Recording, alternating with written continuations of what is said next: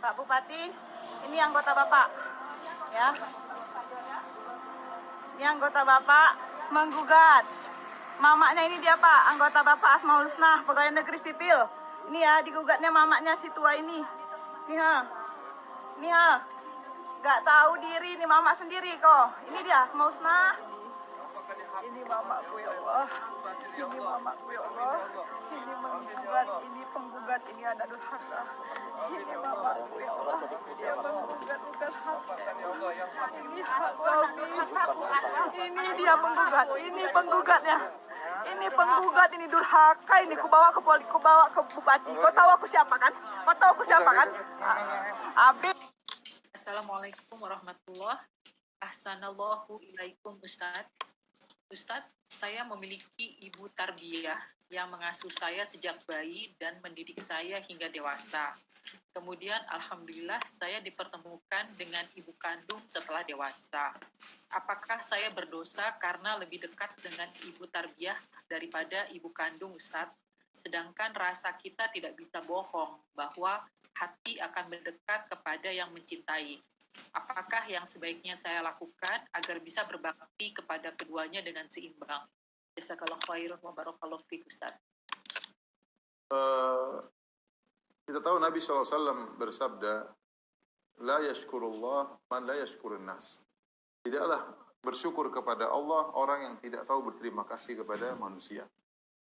Syariat mengajarkan kita untuk pandai bersyukur kepada orang yang punya jasa kepada kita. Di antara orang yang paling besar punya jasa kepada kita adalah kedua orang tua, terutama ibu.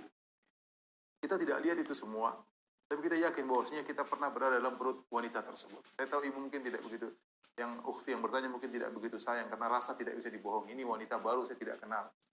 Tapi kita pasang dalam benak kita, ini ibu pernah bertarung nyawanya untuk saya. Saya pernah dalam perutnya selama 9 bulan. Saya pernah membuat dia muntah-muntah. Saya pernah membuat dia sedih. Saya pernah membuat dia sakit. Saya pernah membuat dia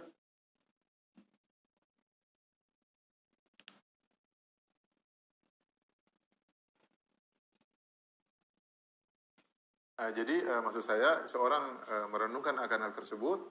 Ketika dia mengetahui jasa seorang kepada dirinya, maka dia akan mudah berbuat baik kepada orang tersebut meskipun dia tidak kenal sebelumnya. Ya. Bayangkan misalnya kita setiap bulan ada yang kasih kita uang, kita nggak tahu siapa orangnya. Atau setelah 2 tahun kita tahu itu orang sering kasih kamu uang tiap bulan, tentu kita akan sayang sama dia.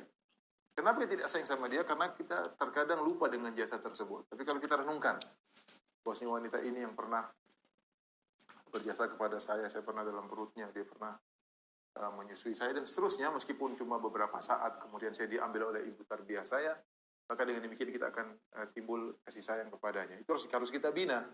Karena orang tua, jangankan orang tua yang mungkin meninggalkan kita ya mungkin kita dirawat oleh ibu tarbiyah karena ekonominya yang kurang, karena dia sayang sama kita daripada dia tidak bisa merawat kita, dia kasih sama orang. Saya nggak tahu sebabnya kenapa anti kemudian berpindah dari ibu sungguh kepada ibu tarbiyah. Ya, kenapa? Karena terkadang masalah ekonomi, terkadang masalah yang lain. Tapi intinya jangankan ibu yang seperti ini, bahkan ibu yang musyrik, ibu yang jahat, ibu yang zalim, tetap kita disuruh berbakti kepada ibu tersebut. Ya, kata Allah Subhanahu wa taala, wa in jahadaka ala an tusyrika bi ma laysa laka bi ilmun fala tuti'huma. Jika keduanya memaksamu untuk berbuat kesyirikan, maka jangan taat kepada keduanya. Ya. Wa sahibuhuma fid dunya ma'rufa, tapi pergaulilah keduanya dengan cara yang terbaik. Alhamdulillah sekarang anti tahu, anti punya 2 orang ibu yang punya jasa besar ya.